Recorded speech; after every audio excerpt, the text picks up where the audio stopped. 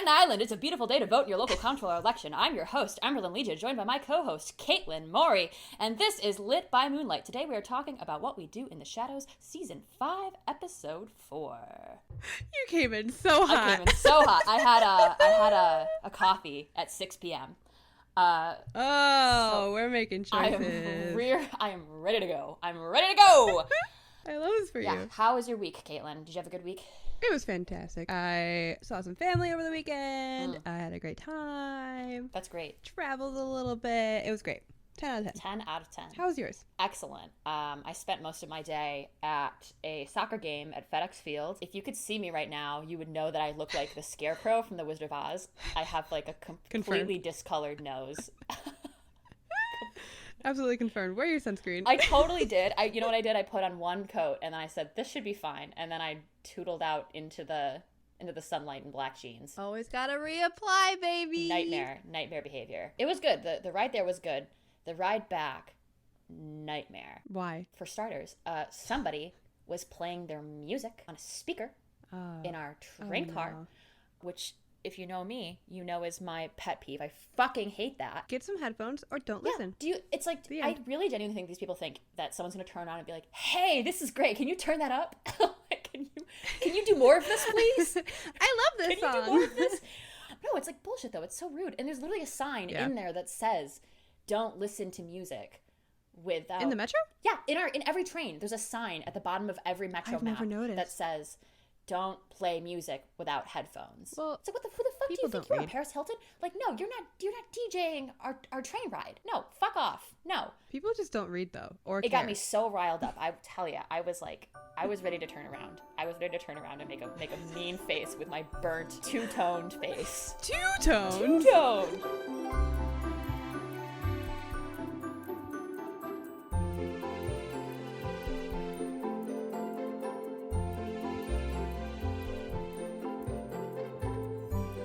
But yeah, we have a great episode to talk about tonight. So much happened once again. We were fed, I feel like. Last week's episode was great. I'm still reeling from that.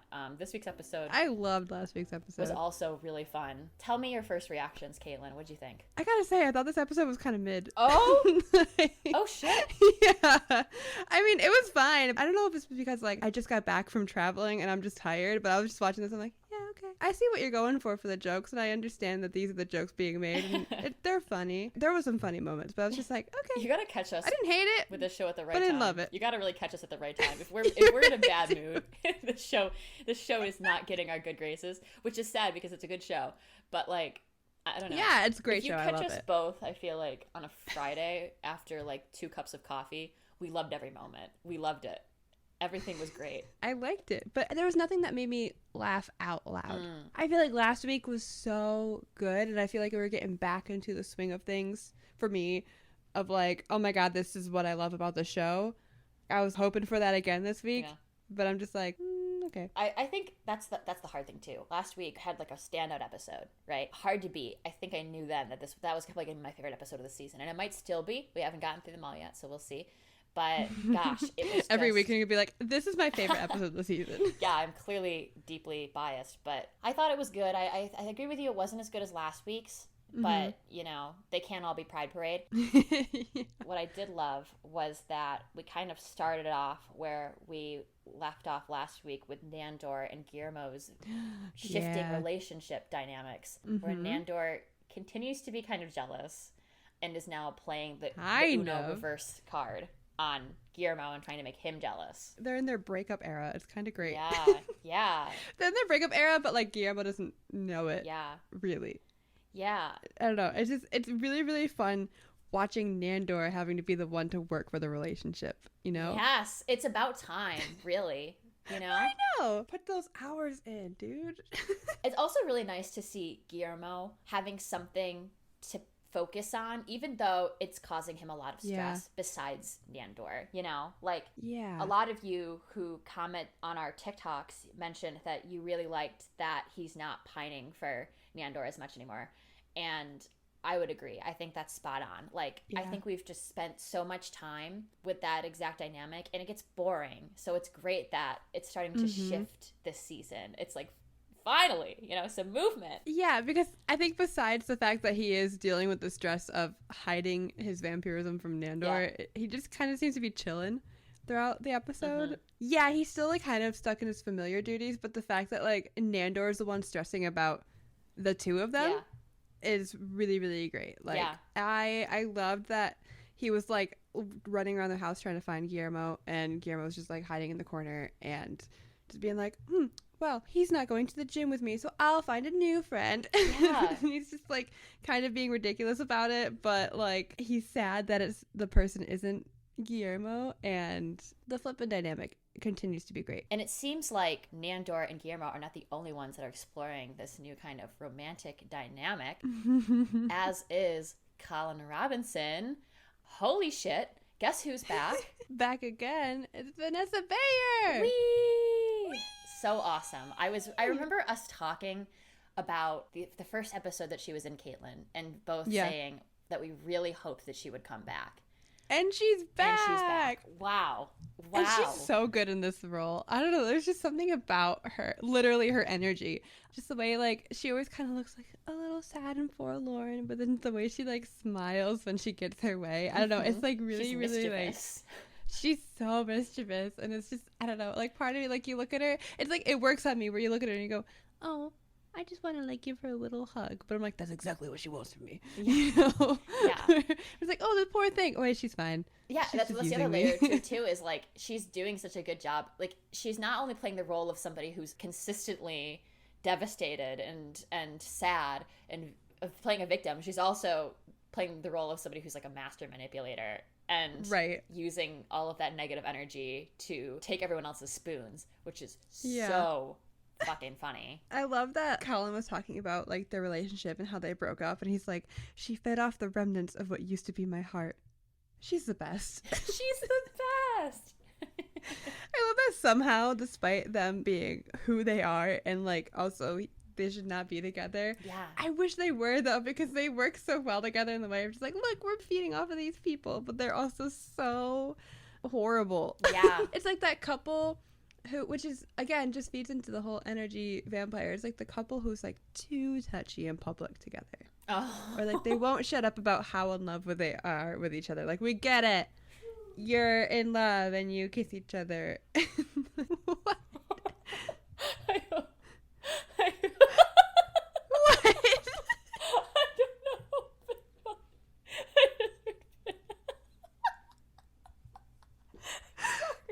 I hope you hear this when you're editing. Fishwash just sneezed like an owl from the other room. And you hear it so well. I didn't even hear it. That's really funny. When you go to edit, they still hear it and you'll laugh. I'm excited. Do you remember that Vine of those two people making out or like holding each other? Is this allowed? At what, was it like a Panera Bread? I've always assumed it was a Panera Bread. And yeah, stop.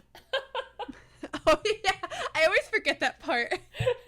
No, but that's one of my favorite dynamics is when a couple, they're just not good for each other, but that's what makes them better.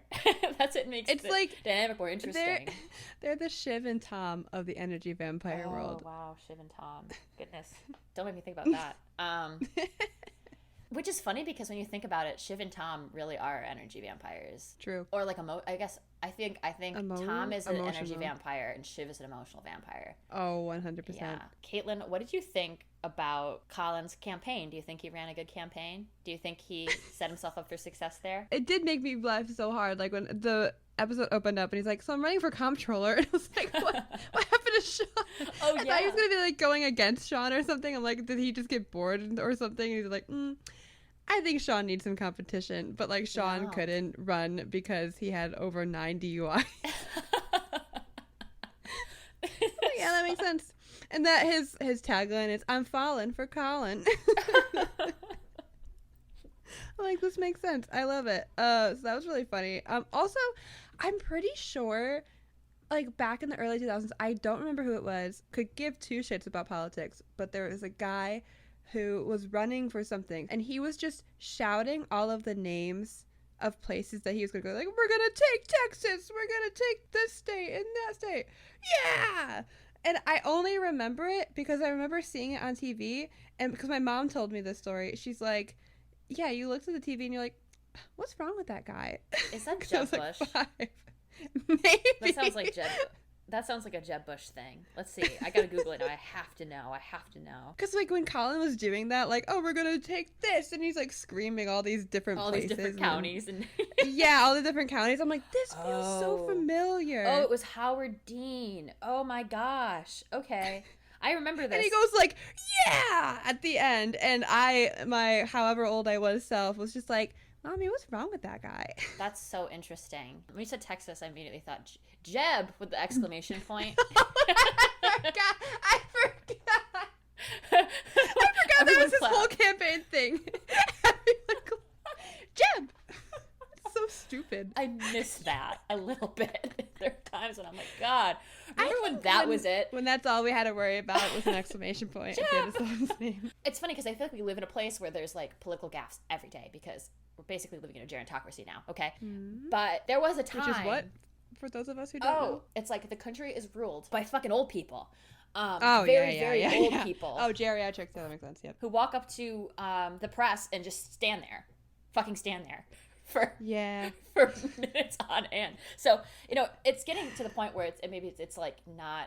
I mean, it's exhausting because it's like, oh my God, this is who's running the country. But there was a time when these people were all about 20 years younger, and gaffes, I think, it's not that they were a rarity, but like something would occasionally go viral. And something that I think about a lot is Bill O'Reilly.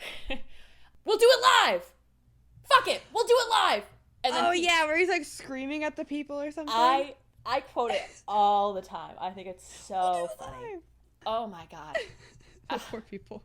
It's so insane. And then the music plays out while he's still yelling, and you just screaming. It's like you see like a far off camera angle of him at the desk, and he's just slamming things down, and it all happened live on air. It's so funny. Oh, live television. I miss those days. I miss it when it's just like those things were a rarity, Yeah, or they felt like a rarity because, like, I don't know, we didn't have like 24-hour on social media access to whatever is happening now. Colin Robinson, I feel like he makes a good case for a comptroller to the extent that, like, he's kind of perfect for a role like that. There's a joke in earlier seasons where Nandor goes to visit a government worker, and this person has no fucking personality. And I love that keeps coming back again, that, like, of course Colin Robinson would run for comptroller. I was in the same boat as you, where I really thought that he'd be running against Sean. But Sean is just so fucking incompetent that's not the case. I like that he's so chill with, again, Sean is always just like a go with the flow type of guy. Just like, this didn't work out, but I'll support you in whatever you're doing next, even if it's taking the job that I wanted to have. And he didn't seem affected at all by Colin or Evie. No, he was just there, like, occasionally making shocked faces, but he was just like, whatever. But I think that's just him, not like he was under the spell of Evie. It was just like, he was genuinely just like, yeah. He was just excited. He was just happy to be there. I liked the scene when Colin Robinson was walking around canvassing, and there's a little girl that this mother is holding, and he says, can't you vote? I'd rather lay on the ground than go into her hands, because she can't vote because she's a child. I like he's just like, oh, then no, I'd rather not. It's so funny because there's such an effort by politicians to, like, kiss babies and, like, be really comfortable with them and like use that to get the popular vote. And Colin Robinson is like, no, I would really just rather not engage with her as a citizen. If she can't even contribute to the cause that I'm running for, then what is the point? What's the point? I love that he doesn't kiss the babies, he kisses the construction workers. Yeah.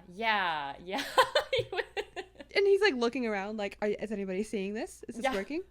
Is this okay? That's where his vote is. He's with the common man. He's with the blue collar folks.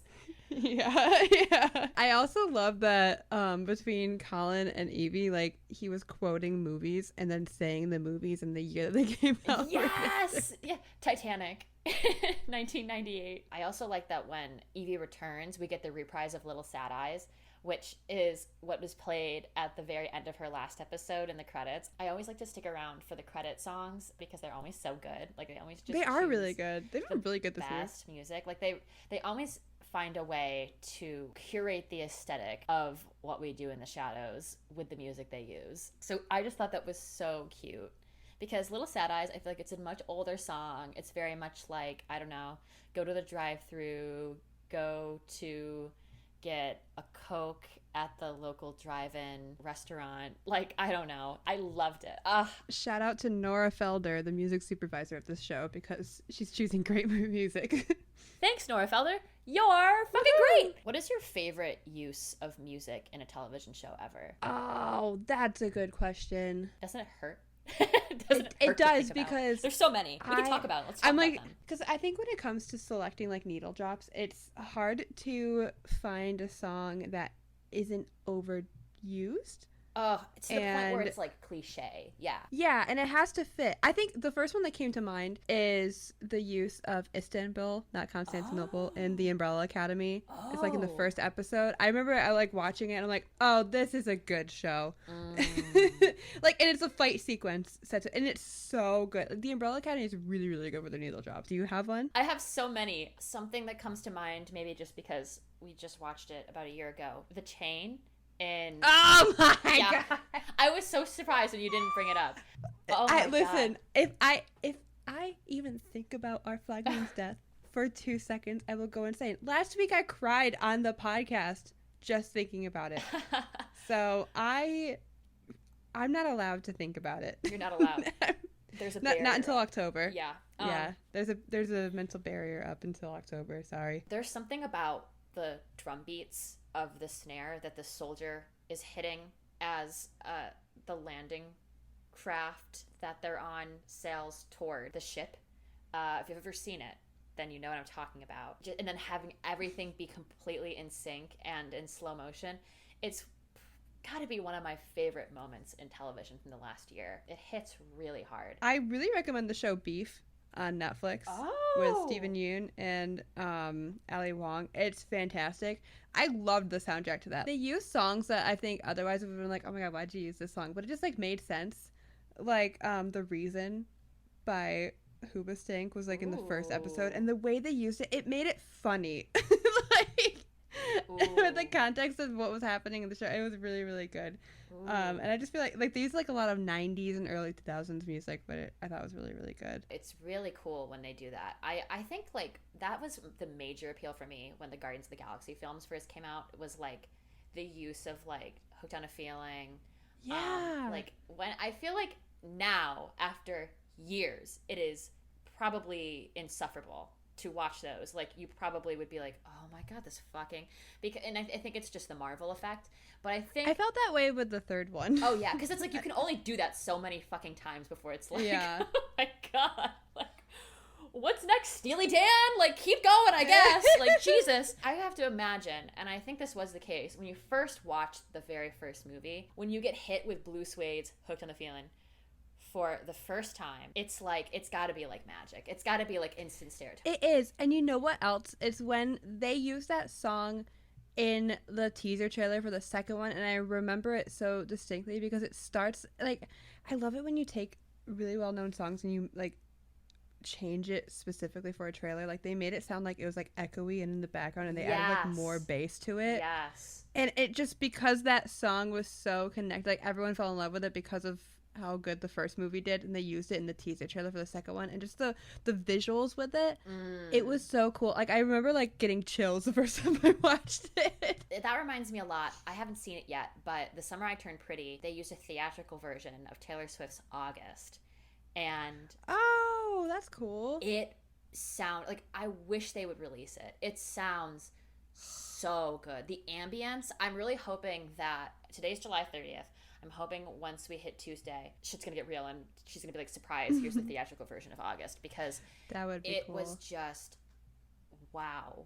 Like, oh my gosh. Like they used a lot of like symphonic bits, and even like there's some ambience from the trailer of like seagulls. It puts you somewhere. It takes you somewhere. That's really cool. Another show that had a really good soundtrack was Dairy Girls. Oh. I mean, they used a lot of the Cranberries for obvious reasons, but it was just so good. There's a show on Apple TV called Shrinking, and it's with Harrison Ford and Jason Segel, and there's a scene where Jason Segel plays. Do you know? I know the end. I know in the end by Phoebe Bridgers.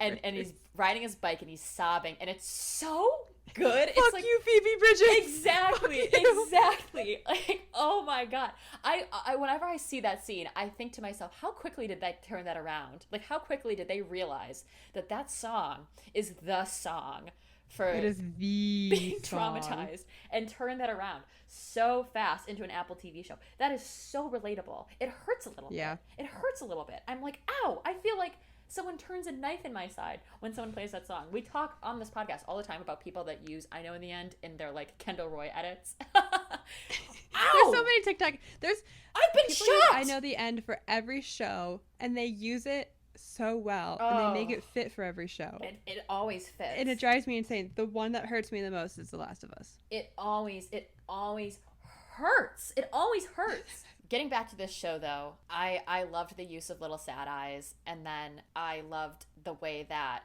Vanessa essentially embodies Little Sad Eyes in this episode. She really is. Yeah. It's so funny to me that her support group literally does that. They support her. Like, yeah, she is not seen as a burden to them. She is merely like kind of like slaying within the context of the group. Because I love that change, because everyone in the office that she worked in with Colin Robinson, like, kind of was like, I mean, she was making them sad, but you could tell that they were like tired and getting tired of her, but her support group was they were all behind her, and I loved it. And they were the Colin votes for her to win. Ken's job was beach, Evie's job was support group. Naturally. The support group, and you're good. Yeah. Also, okay, let's talk about the Energy Vampire Council. Yes. Oh. Because that was a fun time. Again, another stacked cast. I think my favorite person on the Vampiric Energy Council thing was the woman who was like talking into the microphone, but she was too quiet. No one could hear. What really got me was when she quietly goes, "I'm shouting." And they're like, "We cannot hear you at all." I like that 90% of that experience was just everyone giving each other directions on how to do something, and then everyone also like poorly listening to those directions and responding to them. It was very much like older substitute teacher who comes into the classroom and doesn't know how anything works in said classroom, and you need to tell them, "No, not that one. No, Or like when your grandma has a phone and like it reminds like at one point Joe was like, "I have a settings." I also loved the repeated use of the line "full of the Dickens." Full of the Dickens. Full of the Dickens. Over and over again. And Emmer effing. Emmer effing. We talked in a previous episode about how we really hoped that they would utilize Colin Robinson heavily this season in like new circumstances, and I liked this because it was kind of a reprise of his public meeting that he goes to in season 1, I think it is, where it's like he shows up and he just talks and talks and talks and talks and also apparently comes up with 2 children on the spot. Do you think that Connor and Christopher knew that their parents would exploit them like this? Do you think that they were aware that they would be? I think no. Also, I think that Colin and Christopher would be like TikTok kids in an annoying way. Like if they were the parent, like the children of 2 energy vampires and emotional vampires, they would somehow like be influencers in some way. That would suck the life out of people by being influencers. Ooh, maybe they live in like one of those influencer houses. 100%. Oh no, you know what? They're totally Twitch streamers. Never mind. They're totally Twitch streamers. Yeah. I changed my mind. Yeah. Oh that my makes God. sense. I'm pressing A now. I'm pressing B as well. I'm pressing A and B. We're going into the house and I'm pressing A. And then the other one's like, no, hit X. And then it's just like him explaining over and over again. It's like when you're playing Lego Star Wars with your sibling. Because like that game was set up to where like you could only go forward if the other one was following. No. Like, no, you have to follow me. No, I want to go get these bricks though. No. Emmer effing Twitch streamers. Emmer effing Twitch streamers. You know, it was another line that I liked, and it came from Laszlo. was when, because Laszlo and Nadja, this whole episode, like, she has her family now, and which I missed it. Was it actually her family, or did she just find a Greek family and she decided that this was her family? No, yeah, it was literally just that, and the previous couple of episodes, she learned about this little antipaxos, and that she kind of like bonded with those people, and it seems like it's a continuation of like what's going on in the previous episodes, which is like she's trying to break the curse by building community, becoming friends with people, and then hoping that maybe that will help her to break the antipaxos curse that's on her. Right. And so she wants them to meet Laszlo, and he's just absolutely nailing it. Before I even get to the quote that I want to talk about, I love that his outfits for being normal always involve some sort of bucket hat. When I saw the promo for this and then he was wearing a bucket hat, I thought of you. I was like, she's going to love that. She's going to love the bucket hat bit. I love me a bucket hat. Oh my God. I had a whole bucket hat era last summer. It was great. 10 out of 10 recommend bucket hats. They're just great, and they protect you from the sun. You should have worn a bucket hat to the Chelsea game today. Was literally just going to say that. And you know what? There were infinite bucket hats today at that game, and it took everything inside of me not to rip one off of someone's head and put it on my own. You could have. Which I'm desperate then because I'm terrified of other people's heads. Yes. But I love that he did that. But the line that he said was, and I can speak 14 languages as long as they are English. Another banger Matt Berry monologue. I almost said Barry Manilow. Oh my God. Another banger Barry Manilow song. I missed that. Another banger Matt Berry monologue, folks. It truly was. I could listen to that man talk the entire time. It could be a 20-minute episode of just Matt Berry, and I'd be talking and talking. He has with that incredible inflection. Like, yes. The tone he uses to say things, it's always perfect. I've said this before, there's no imperfect delivery. It's always good. Yeah. When he says, night fever, you can all go fuck yourself. Yep. This man, one of my notes is literally, Matt Berry hot. Oh, as it should be. Wow. Yeah, as it should be. Wow. As it should be. Wow. And they were matching hair colors again. I know. He had his little red hair streaks, and she had her red hair streaks. Oh. That's great, too. If me and my man aren't matching hair, then I don't want him. Ooh, amen. I know. Oh, we totally should have done that today. Me and Vishwas for the game. We should have had one single long blue highlight. Just clipped to the side of our heads. It's been such a long time since we've had a good Nadja and Laszlo episode, I feel like. Just because Nadja spent so much of last season kind of like running the club and finding herself. The nightclub. And then I feel like we didn't really get anything in the first couple episodes between them as much. And now we're back, and I like that. I liked in part that they were kind of going off and doing their own thing. Because so rarely do you see that happen. Sometimes in television, I feel like when you write a couple, you always think you have to write them together. Like, you stop considering them as individuals and you start thinking of them as a unit. And sometimes it's like, right. Oh my God, okay, can they go do their own thing? Like, and yeah. I love that they do. And I love that that's part of Nadja's storyline always, is like she's consistently finding herself, and while also being in a relationship with somebody that she loves. Yeah. I also love that, like, every time, like, and it happened a lot this episode. Maybe it's because they were actually together this episode, but the amount of times that Laszlo called her, like, my darling, or my love, or my darling wife, it's just like, whoa, whoa. I do wish we had more, though. Like, I wanted more from Laszlo and Nadja, because I think the comedic potential of those two together is so good, and we've had so many good moments between the two of them that I wanted more of that. Yeah. I'm anticipating one more good Nadja and Laszlo episode. Yeah. I feel like we're gonna get it because they are together, and because I feel like that dynamic is something we haven't paid attention to a lot recently. I hope you guys can't hear me slathering aloe vera on my face right now while I'm talking, because I sure am doing that. As you should, because you should also wear sunscreen. Oh my God. But while Vishwas and I were watching a soccer game, Nandor was watching a movie with his new buddy. Do you think that they saw Oppenheimer or Barbie, Caitlin? I think Nandor's a Barbie girl. Oh, for sure. Oh, undoubtedly. Like, I literally, like, when they were standing in line, I said out loud, I was like, 2 tickets to Barbie, please. Yeah. Yeah. I think they saw the Amazon Prime Cinderella movie with Camila Cabello. Don't make me remember that. Oh my god, it's so funny that you brought that up because I was going through my pictures the other day and I found a video because I watched that with our friend Sam. Oh, and yeah. She literally got up and left in the middle of it, and she came back with like 2 bottles of alcohol, and she's just like, I don't think this is enough to get us through this movie. I don't remember anything except for that it was bad, and I never want to do it again. Right up there with Marry Me. Oh my god!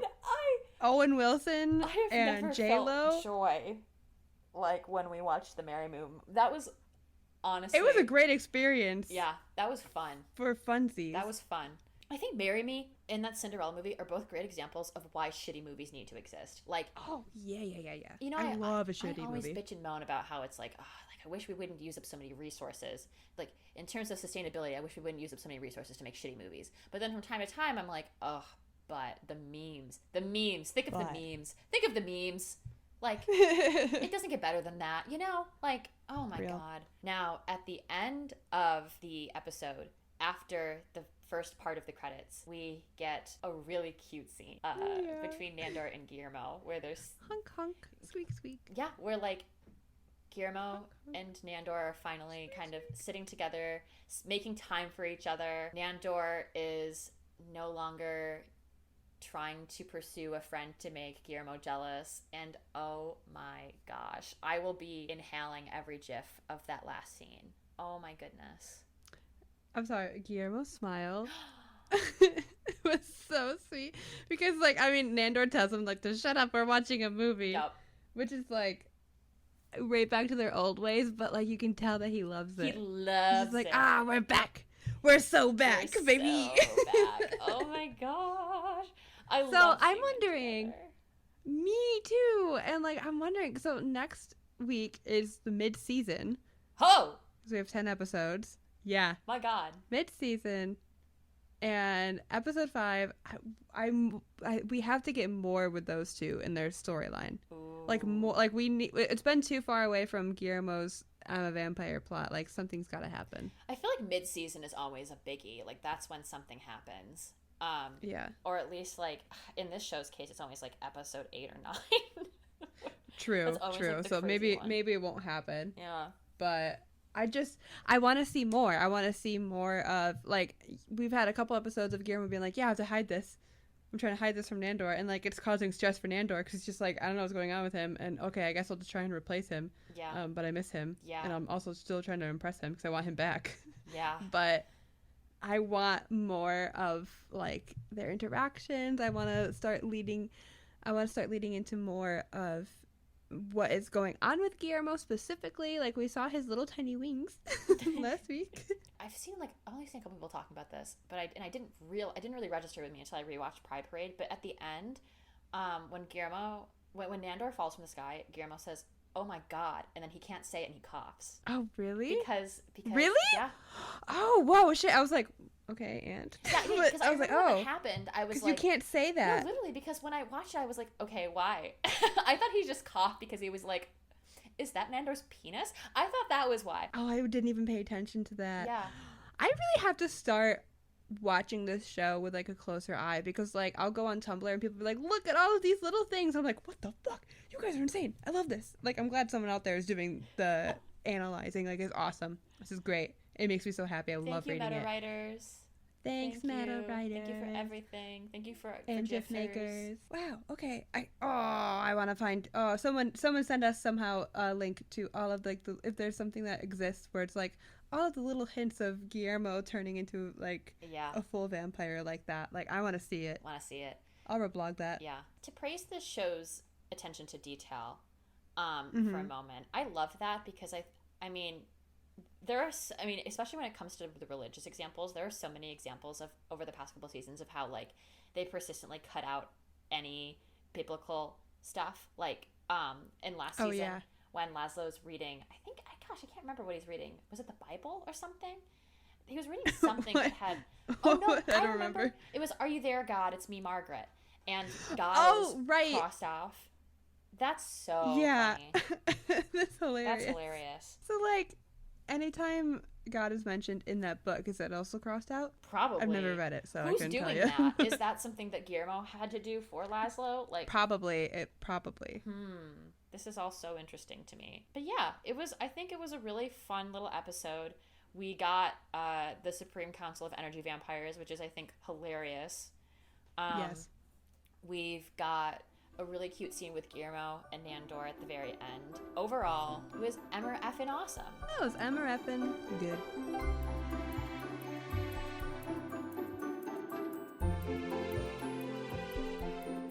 I think that's going to do it for us on this week's episode.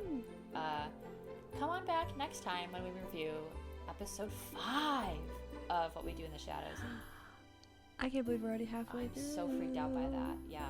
Oh my gosh. This summer's full of the Dickens. I was going to say, yeah. Beat ya. Okay, bye.